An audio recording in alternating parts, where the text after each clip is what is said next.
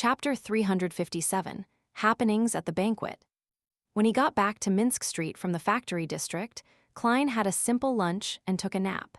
He didn't wake up until the evening when the sky had darkened. But even so, he still felt exhaustion that stemmed from the depths of his heart. After quite some time of being lost in thought, Klein went down to the first floor and lit the gas lamp. He prepared to sit on the sofa and read the day's newspapers, but when he glanced around, he saw an invitation letter on the coffee table. He was stunned for a moment before realizing that it was an invitation letter, which Mrs. Stellan Sammer had sent her maidservant to deliver a few days ago. I almost forgot about this, the disguised matchmaking banquet. Klein put down the invitation letter and walked to the bathroom on the first floor. He used cold water to wash his face, sprucing himself up to look much more energetic. Compared to when he first arrived at Backland, there was a much thicker black stubble around his lips and under his chin. Although it didn't completely eliminate his scholarly bearing, it made him look more mature and rugged. Someone who doesn't really know me well wouldn't be able to recognize me in person. Klein exhaled silently, wiped his face clean, and put his gold-rimmed glasses on the bridge of his nose. He took a short break, changed into a shirt with a starched collar and a black tailcoat. And then, quite formally, he put on his silk half-top hat and picked up his cane stick and invitation letter before leaving the house for the unit beside his.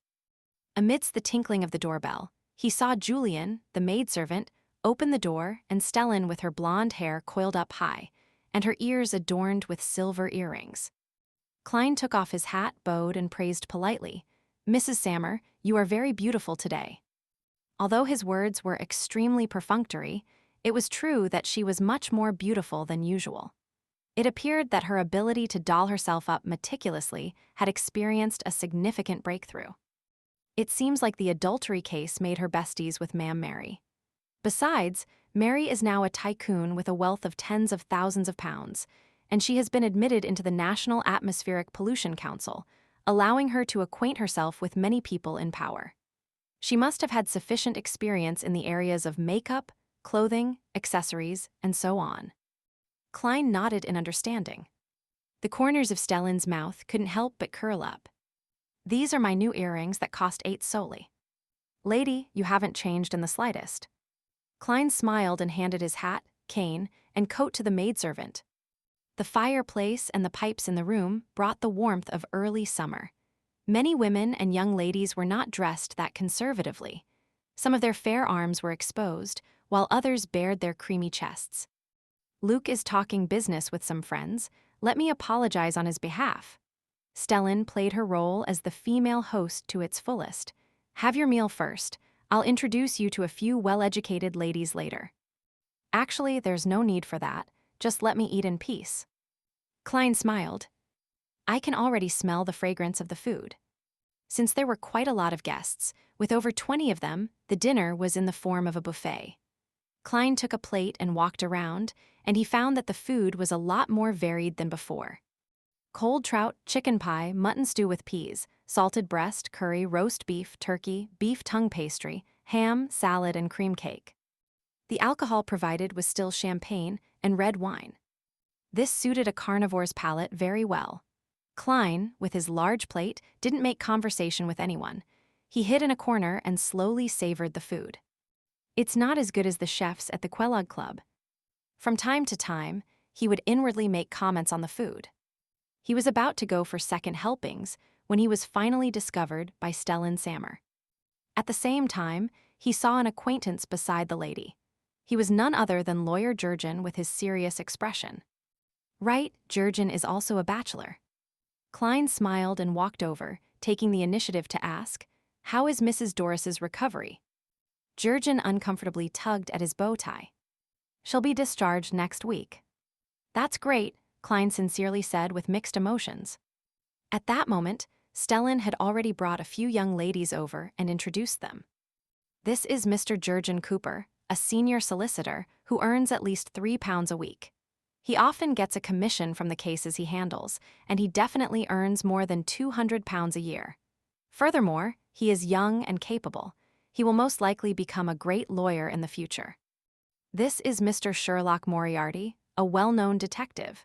His income is unstable, but he is paid handsomely for every mission he receives, for example 10 or 50 pounds. Lady, isn't this too direct? Klein couldn't help but silently lampoon. Jurgen, who was standing beside him, evidently frowned. Without feeling that she had made a faux pas, Stellan continued the introductions. Miss Sarah Taylor, her parents are teachers at a grammar school. Miss Angelina Watson, her father is a civil servant at the Backland Police Department. Klein smiled numbly and greeted each lady.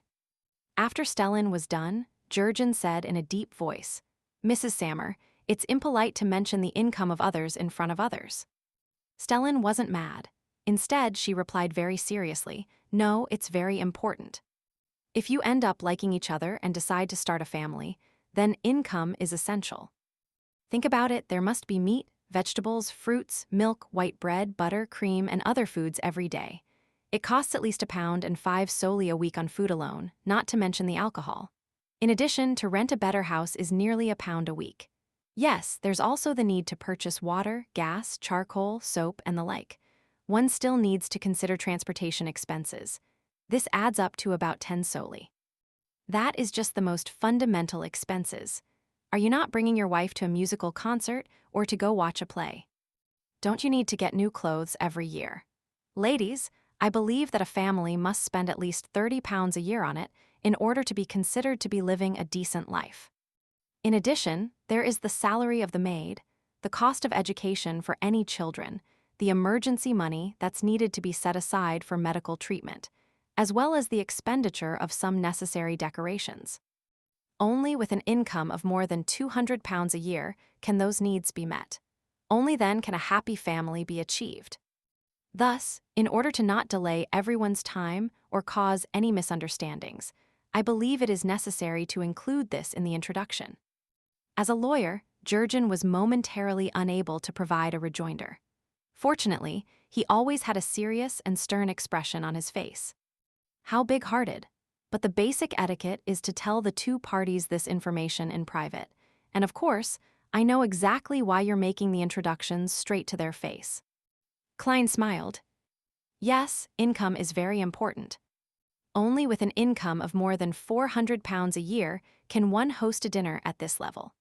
Only with that much can one afford to have his wife be dressed in beautiful dresses and exquisite earrings. Stellan raised her chin slightly as she tried her best to suppress her smile and said, £430. I mean that there must be some savings each year to prevent any accidents or to have spare cash to invest into stocks or bonds. That was her husband's approximate annual income. After finding a common topic for the two groups of strangers, she left and greeted the other guests. Klein could also clearly sense that Sarah, Angelina, and the other ladies were more interested in lawyer Jurgen. After all, he was a good-looking man, and his job and income were very stable. As for a private detective who might be locked up in the police station at any time, they were not the first choice for middle-class women. Besides, Klein now looked rugged with his beard. It wasn't a surprise that the girls would remain a little apprehensive towards him. After a short casual chat with them, he found an excuse to leave before hiding in a corner and eating while he enjoyed watching Jurgen's awkward and helpless performance. At this moment, it was a wonder where his eloquence as a lawyer had gone to. A few minutes later, the two children of the Sammers ran past Klein while playing. They noticed the gentleman in the corner, stopped, and with widened eyes asked curiously, "Mr. Moriarty, we heard that you're a detective." "Yes," Klein smiled in response.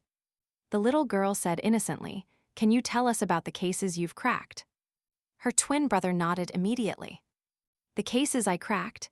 If it doesn't involve wraiths, puppets, or devil dogs, then it's about finding cats or catching an adulterer. There's really nothing suitable for children." Klein thought for a few seconds, then chuckled. "All right, this is a story about treasure." An officer who had just returned from East Balham was suddenly murdered. He had mostly forgotten the detective novels he had read in his previous life, so he could only make them up based on a vague impression. The two children didn't care about the irrationality of the plot and listened very seriously, even learning to ask, what happened next? Without realizing it, Klein was a lot more relaxed. When the banquet was almost over, and he was about to leave, he saw that Stellan's face was filled with joy. "What is the cause for celebration?" Klein casually asked. Stellan raised her head slightly and replied with a reserved smile. "Mary has received a luncheon invitation from the Chief Secretary of the National Atmospheric Pollution Council, Mr. Hibbert Hall, on Monday. This gentleman is the eldest son of Earl Hall, a true nobleman. He has invited all the members of the council and has allowed them to bring 2 or 3 friends with them." Stellan paused. "Luke and I were just invited by Mary." Monday afternoon. Dressed to the nines, Stellan Sammer, who was accompanied by her husband Luke Sammer, followed Ma'am Mary to Empress Borough, where they saw a large building. Marble statues, pools, fountains, gardens, and lawns reflected themselves in her eyes, making her feel nervous even before she entered the villa. "Luke, does my necklace not match my dress?" she asked her husband as she tilted her head. Luke shook his head and laughed. "Darling, you're too nervous. You don't have to worry about that. The nobles only live in a place that's slightly bigger than ours and eat a little better. We aren't lacking in any way." Stellan nodded when she heard that, as though she had found her confidence. Entering the villa, they saw the gorgeous crystal chandelier, the hall which could accommodate many dancers, and the plates of delicious food. Foie gras, pan-fried dragon-bone fish, baked lobster. Amir grape wine, misty champagne. It's exactly the same as the magazine's description. Stellan looked at the food with curiosity, thinking that she could have such a meal on a holiday or during New Year's if they scrimped a little. Except for the Amir wine and the misty champagne, she finally added in her mind. At this moment, her gaze suddenly straightened as she saw a young girl wearing a beige palace dress walking over.